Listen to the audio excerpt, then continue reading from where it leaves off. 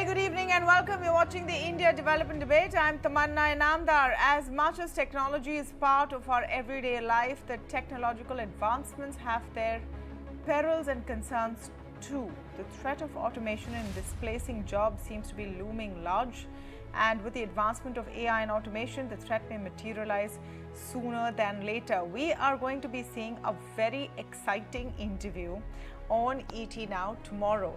The Sam Altman, founder of OpenAI and the creator of ChatGPT, is going to be sitting down and speaking with the Times Group tomorrow. You're going to be seeing that interview, and one can only guess what the key highlights will be at the end of that interview. But one thing is for sure, the question of AI and jobs is going to come up. Clearly, Sam Altman is one of over 350 leaders who have warned against the perils of AI, something that he has had a huge role in propagating. Are those warnings true, and what's going to be the impact specifically on jobs in India? And to speak more on this, I'm joined now by Rituparna Chakraborty. She's one of the foremost experts on employment in India. And I'm also talking with Jaspreet Bindra, author of The Tech Whisperer. As we sort of set the stage for what will be a very exciting conversation tomorrow, but is a conversation going on right now across the world in various places. Rituparna, let me begin with your take. There was a study recently, and this is a World Economic Forum study that says that, of course, AI will top the space in which jobs will be created in India in the next 5 years, but there will also be huge job losses. How do you see this playing out? Thanks so much. Good to be back on the show. I think, yes, I think all the facts that you just shared with us are all correct. But I think I also want us to have some perspective on what is essentially the threat that we're talking about. We are talking about how AI is going to get into our workplaces and is going to probably take away some of the jobs. But I think somewhere we have to take into consideration the cost of AI. I mean, it's not that it's a free product out there. I mean, I think a lot of the conversations are getting affected and marred by the fact that some of the tools that we're talking about, ChatGPT, the free version, we feel as if that's probably it. But I think AI per se, or implementation of AI per se, is an expensive affair. Like a full-fledged, of course, Jaspreet is on the show, he'll weigh in on that, but a full-fledged implementation of a ChatGPT in an organization, some reports suggest it costs about $4 million. If you even have a 3-member small team, which is an AI team within your organization, we're talking about wages which are north of more than $350,000 per annum. Then there are maintenance costs and there are training costs. So yes, it's going to take away some jobs, but I think India is at an advantage because there are many countries for whom there is a talent challenge, there is a human resource, looming issue going on, because of which they might have to lean towards it. But I think India can probably become a solution somewhere, and the talent in India in terms of mitigating some of these obvious costs of implementation of AI. So I personally am I'm a believer that yes, it's a threat, but it can also become an advantage for India in the days to come. There's so many headlines coming out of the whole AI boom. One of them quotes the cognitive scientist who says that 80% of human jobs will be lost to artificial intelligence in the next few years. We don't know when those next few years are. Jaspreet Bindra, is this the conversation you're having with everyone right now? Is AI going to take my job? And what do you say to the point that Rituparna makes, that it's not going to be so easy, it's not going to be so quick, because at least as of now, in a market like India, human cost or human labor costs less than a huge tech overall? Yeah. Look, if I was given $1 every time this question was asked of me, I would be nearing Sam Altman's net worth right now. Okay, that whether AI will take your job, my job, or not. 3 things here. Number one, I don't believe that AI will take your job, but a human being using AI will. that distinction is very important. There are a few jobs which sure AI will take, but those will be less than 10%, frankly, across the world, and lesser so in India.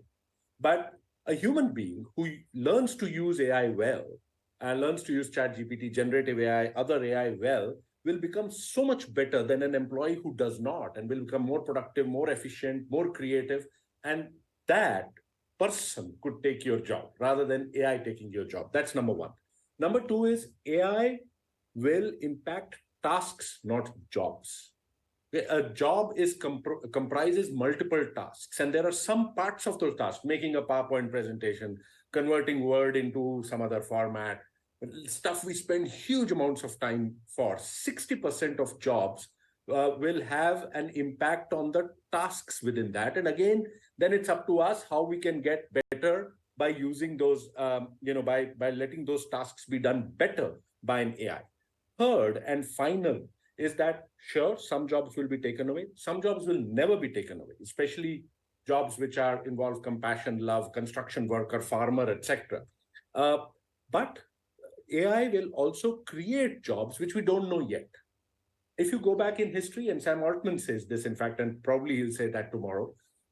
If you go back in history, history will tell you that every new technology has come in. We don't know it. There's always a fear that jobs will go away.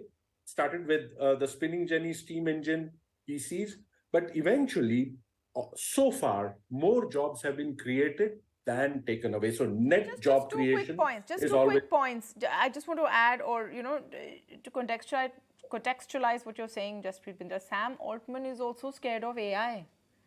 He has to sign that letter. He's saying, please do something to mitigate the risks to civilization. And when you're talking about someone who knows AI is more likely to take your job than the machine itself, fair enough. But will the net number of jobs not reduce? I'm talking about this WEF report that came out a few days ago that says globally, 69 million new jobs are expected to be created in the next 5 years. A lot of them will be AI dominated, but also 83 million jobs will go by 2027. For every WF report which says that, I can show you 3 more reports or another report which does not say that. Okay, so there are reports out there. There are lots of them. I mean, World Economic Forum can get some credence. Well, Goldman Sachs report, no, I understand. And I'm not saying no job will go away. All I'm saying is there'll be more net jobs than the jobs that go away. Sam Altman's fear and the letter he has signed is not about jobs going away. His fear is about creating a super intelligence. Okay, and without any guardrails, without any ethics around it, which could become more intelligent than the human race, and therefore we would have an intelligence which is not human ruling us. That is the fear. That was what the letter was about, not about jobs. So yes, there will be an impact. I'm not saying that it's all roses all the way. There will be an impact on jobs, but many technologies have come. They've all had an impact. Human beings have adapted. And we will adapt again. And net new jobs, my belief is, there'll be more jobs out there than the jobs which go away. And we will have to reskill and know these tools better to actually get the new jobs. Fair enough. You're right that Sam Altman warns about a super being taking over. Frankly, that sounds more scary than losing jobs right now. We're talking about a very base level situation. If we, if we start living in the matrix, I think the problem is not going to be whether you have your 9-to-5 job or not. So that's a bigger conversation to have, and I'm sure one that we should talk about as well. Rituparna, in the big picture, that's the real fear. What do you do? And the thing with ChatGPT, what everyone thought was a wow moment, slowly it's dawning that it's not just making mundane tasks simpler, like a PowerPoint presentation like Jaspreet is talking about. It's also giving you an easy way out on human creativity. To write a poem, don't worry. They'll write it for you. You want to write a love letter? Don't worry, they'll write it for you. So, that's where it starts getting a bit worrisome, you think? So I think, the point about what Jaspreet mentioned, which I completely agree, that technology or human transformation or world transformation has been happening, and every time something new comes in, we definitely panic, we fear the unknown. And so such is the case even with what's happening with the generative AI that suddenly has popped up in our lives, and ChatGPT, which is essentially writing essays for our kids in school and poems and whatnot. But every time we see a transformatory or a innovation of this kind, we also see recourse. And trust me, there are now recourse already in place which actually can catch that which essay, which poem has been written by a ChatGPT. So I guess somewhere human creativity, human innovation, and what we can do ourselves will always be upheld and will always hold its own place in spite of the worry. Yes, there would be some transactional worry on the way as we are learning, as we are trying to figure out how we're going to use ChatGPT effectively. As a matter of fact, many academics are now saying, open ChatGPT up for your kids, let them get exposed to it, because this is going to be part of their life. They can't really deny it. So the point is that it's a new thing, but I don't think we should panic or try and banish it from our lives, because it's, whether we like it or not, now it's here to stay. We have to become smarter, and that's what has happened with technology. Technology has forced us human beings with every generation, every such innovation, to become smarter and smarter. So essentially the message is very clear. Some jobs which are repetitive, which are mundane, will probably go away, but then human beings will be forced to scale themselves up individually, from an acumen perspective, from a skills perspective, which means that essentially the entire quality of world order is has to improve and will improve. And essentially, probably this is part of the evolution and growth of the human race. So, and such incidents probably keep human beings from being complacent about our status quo. I want to come back to the immediate sort of concern and threat. And you talked about how supplanting your whole technical system and implementing AI-led machines or technology in systems will cost more than hiring people, maybe at a smaller scale. But some of your more elite jobs right now are in the tech space with very, very large companies, who I'm sure are already planning how to implement these kinds of systems. I mean, instead of begging people to come back to work and not work from home anymore, it may make more sense for them. So what is the scale we're talking about? Tamanna, easier said than done, because finally it's about bottom line. Every business, I mean, every leader out there or everyone who's running a business, for them it's a bottom line consideration. Yes, one will take into consideration all the cost involved in terms of creating an AI ecosystem. However, if there is a better alternative out there which actually will do the job at a lesser cost as efficiently, organizations will not jump towards investing in AI, because trust me, AI, it's a very nascent stage. Yes, I mean, it's been around, the work has been going on. So I think for people to immediately jump to conclusion that this makes business sense, or everybody knows it's the future, but whether it's something that we need to jump on to full-fledged, which to kind of eradicate the need for human beings, I'm not too sure about it. That's why I feel India is in a very strategic position. India is the talent powerhouse of the world and is going to be, it's very clear. So you will see more and more organizations across the globe to kind of still lean towards India in terms of getting their talent requirement. Remote is in place, hybrid is in place, so it's not necessary for human beings actually to be displaced. So as long as work is getting done, I feel for whatever is happening is a great opportunity for India as a whole. So it's not that everybody is going to rush towards implementing AI, Tamanna. Yes, Jaspreet. Yes. Actually, Tamanna, AI is a 70-year-old technology. And enterprises like the ones you mentioned, the big companies, the big tech companies, etc., have been using AI for the last 25 to 30 years. Everything that it's like electricity. You only think about electricity when it's not there. Similarly, AI actually powers everything today. This Zoom call is being optimized by AI. Your maps, your e-commerce, your social networks, your cars on the road, your factories, everything. Now, for the last 30 years, it's been there. Has it taken away jobs? Not yet. Generative AI has brought AI into our hands, and therefore we kind of have suddenly realized its power and realized all the stuff that it can do. And therefore we've started thinking about it now, but AI has not really taken those away. Having said that, the lower end jobs, generative AI is very powerful. It's a newer kind of AI. And some of the lower end jobs in most companies, IBM announced, for example, that a few thousand jobs they will not hire for because they will have AI doing that. But if you look at what those jobs are, they're fairly lower end jobs. Sorry? 8,800 to be specific. IBM said will not replace. Which frankly, they have about 200 to 300,000 employees. You have to look at it in context. Okay, so it's not 8,800 out of 10,000 jobs. Okay, and I'm sure that those 8,800 anyway by attrition would be going away. It's good to blame AI on, something which you're already going to do. Okay, so there is a threat, but all I'm trying to say is that sometimes the threat is much more overblown than when we are what it really is. I do want to touch upon India since you asked and Ritu has been talking.